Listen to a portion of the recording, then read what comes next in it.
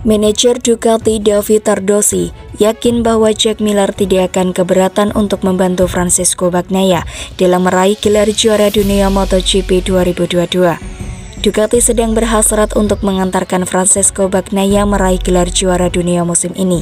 Pasalnya, Ducati sudah cukup lama memburu gelar itu, di mana terakhir kali didapatkan pada tahun 2007 bersama Casey Stoner.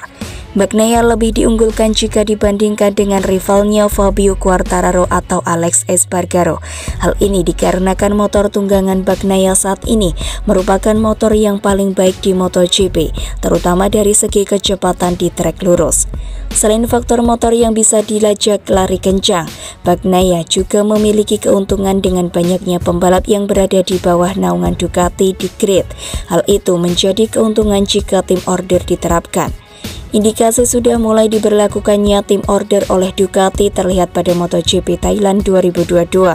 Dalam balapan itu, Johann Zarco berperan sebagai pengawal Bagnaia agar tidak diganggu oleh Marc Marquez. Usai balapan, Zarco mengatakan bahwa sejauh ini Ducati belum menginstruksikan untuk melakukan tim order. Apa yang dilakukannya pada MotoGP Thailand 2022 dengan tidak melakukan manuver semata-mata karena tidak ingin ambil resiko yang membahayakan dirinya maupun Bagnaia. Manajer Ducati David Tardozzi memberikan penjelasannya mengapa pada MotoGP Thailand 2022 Jack Miller sebagai rekan tim Bagnaia tidak melakukan hal yang sama. Menurutnya, Miller tahu bahwa dirinya hanya tertinggal 40 poin saja dari Quartararo, sehingga berjuang untuk mendapatkan kemenangan dan memangkas selisih di tabel klasemen.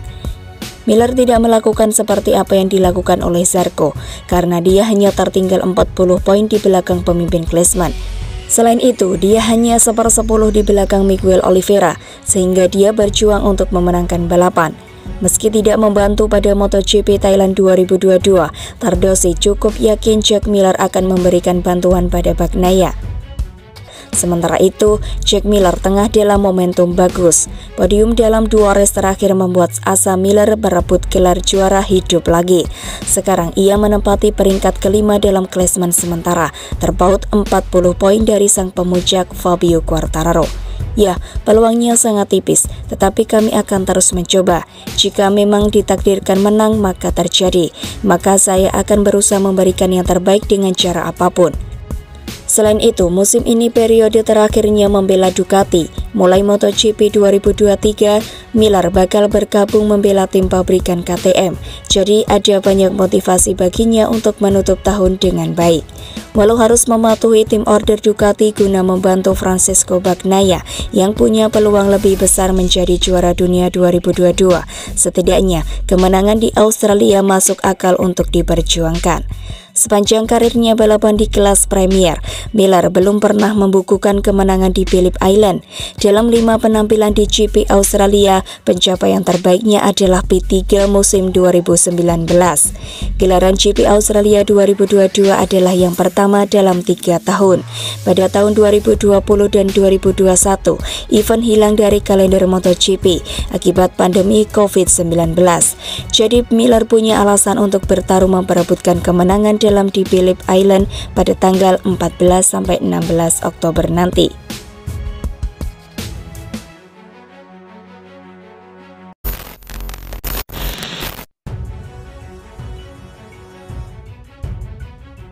Langkah Honda menggunakan swing arm buatan Kalex dibaca Jack Miller sebagai sinyal bahwa pabrikan itu salah arah.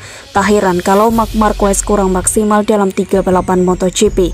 Pembalap Australia itu pernah menjadi bagian Honda dalam 3 tahun pertamanya di MotoGP. Ia bergabung dengan LCR di 2015 sebelum menghabiskan 2 musim bersama EG 0.0 McVDS. Pada musim debut, Miller mengisi peringkat ke-19.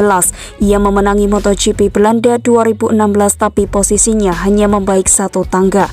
Performanya meroket di tahun 2017 meski tak pernah menginjak podium. Peringkat ke-11 dalam klasemen cukup untuk meyakinkan Ducati dan Pramac Racing untuk memboyongnya.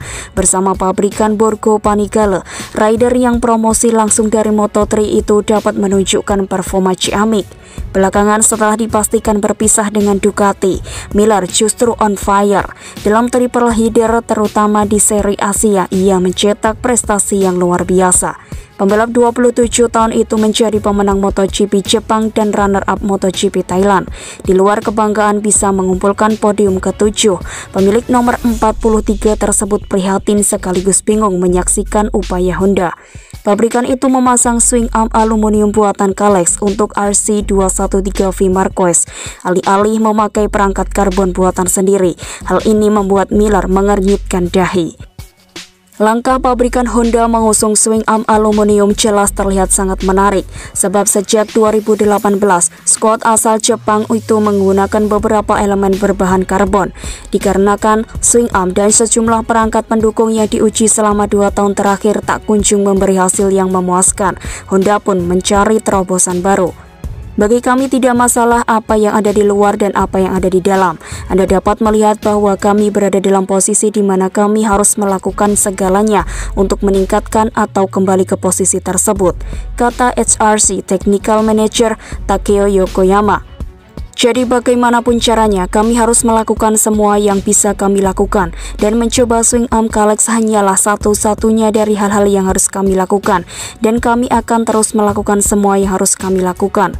Marquez sebelum mengatakan bahwa keputusan tentang perangkat baru bukan keputusannya. Sebagai pembalap, ia hanya bisa berusaha memberikan masukan, dan Honda yang pada akhirnya membuat keputusan final. Sementara itu, keputusan Honda menggunakan swing arm buatan Kalex dinilai Jack Miller sebagai sinyal bahwa pabrikan itu kehilangan arah. Sulit saya mengerti. Contohnya, Honda menggunakan swing arm Kalex. Apakah Honda Racing Corporation harus memakai vendor dari luar untuk membuat swing arm? Itu tidak masuk akal. Kita bicara tentang Honda, pabrikan motor terbesar di dunia. Saya bahkan tidak tahu berapa titel yang sudah mereka kumpulkan. Itu menunjukkan kalau Honda sangat hilang arah sejak Mark cedera. Kami orang Australia mengatakan Anda tidur di ranjang yang Anda bangun, dan Honda sudah membangun semua di sekitar satu pembalap saja. Bukan hanya tim pabrikan, tapi juga skuad satelit. Sekarang mereka punya seorang pembalap yang bisa mengendarai motor. Honda menjadi tempat yang sangat gelap dalam 2 tahun terakhir. Saya harap mereka bisa keluar dari sana dan menjadi Honda sejati. Saya yakin mereka dapat melakukannya.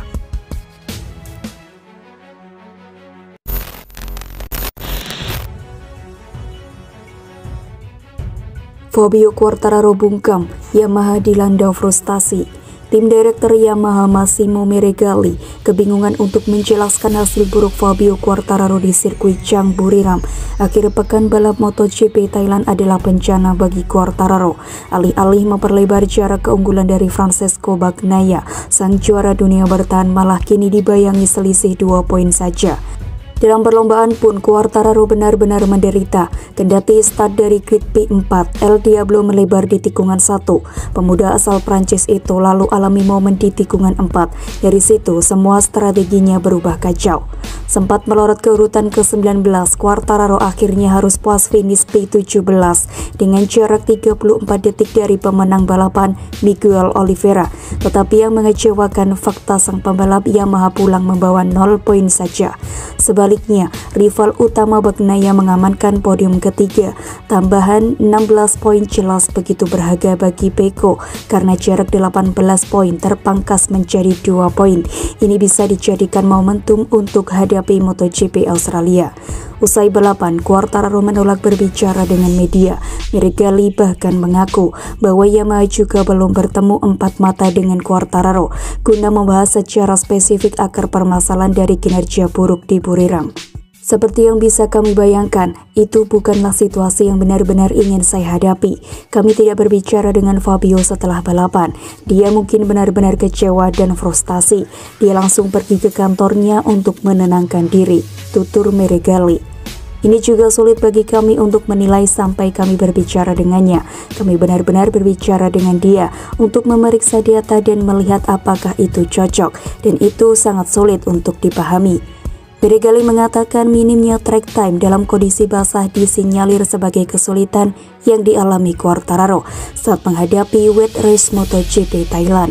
Tapi muncul pertanyaan, kenapa Quartararo bisa podium kedua ketika juga menjalani balapan basah? Meregali pun menyebut level grip lintasan menjadi faktor pembeda. Yang pasti, untuk semua orang balapan ini adalah pertaruhan, karena kami menjalani semua sesi dalam kondisi kering, tetapi ketika balapan justru trek menjadi basah. Namun kami melakukan hal yang sama di Indonesia, dan di sana kami tampil sangat baik. Di sini adalah kebalikannya. Sangat tidak jelas alasannya, kami butuh waktu untuk memahaminya. Pertama-tama kami perlu berbicara dengannya. Ini hanya apa yang kami pikirkan, mungkin tingkat cengkramannya dibandingkan Indonesia jauh lebih rendah, dan itu pasti banyak pengaruhnya karena kami sangat menderita.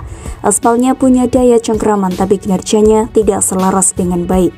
Ketika kami tidak memiliki grip, maka itu menjadi masalah. Seperti yang diketahui, MotoGP 2022 ini tinggal menyisakan 3 seri lagi. 2 pekan ke depan, rombongan pedok Grand Prix bakal menyambangi Phillip Island, dilanjutkan ke Sepang dan Valencia sebagai putaran pemungkas. Dengan jarak yang sangat tipis antara Quartararo dengan Bagnaia, Yamaha pun bersiap mengaktifkan mode serangan guna merengkuh gelar juara dunia.